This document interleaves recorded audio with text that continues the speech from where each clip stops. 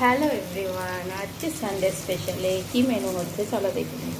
তো Sunday special menu হিসেবে আজকে আমি বানাচ্ছি হচ্ছে ভেটকি মাছের কাটা চচ্চড়ি। এখানে দেখো ভেটকি মাছের যে কাটাগুলো আছে সেগুলো লাল লাল করে একদম ভেজে নিয়েছি।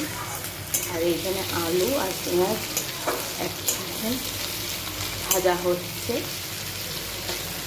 এটা লাল লাল করে ভাজা হবে। এখানে দেখো একটা মশলার পেস্ট করে নিয়েছি, টমেটো, রসুন, আদা, কাঁচা লঙ্কা, শুকনো লঙ্কা, গরম মশলা, জিরে, হলুদ, ধনেপাতা সব দিয়ে একটা টোটাল পেস্ট করে নিয়েছি। এই পেস্টেই হচ্ছে এই কাটা চচ্চড়ির মশলা হিসেবে আমি ব্যবহার করি। পেঁয়াজ আর আলুটা একদম লাল করে ভাজা হয়ে গেছে। এবারে এর মধ্যে আমি যে মশলার পেস্টটা করে রেখেছি সেটা দিয়ে দেবো।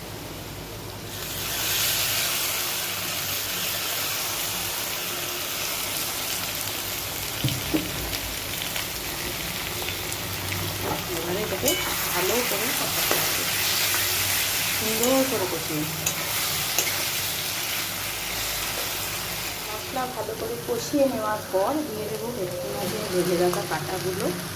এবার কাঁটাটাকে মশলার সাথে খুব ভালো করে মিশিয়ে নেব। মশলার সাথে কাঁটা ভালো করে মিশিয়ে দেবো এই একটু বাটি দেওয়া জলটা দিয়ে গ্যাসের আঁচটাকে একটু কমিয়ে দেবো। আর কিছুই না, হয়েই এসছে।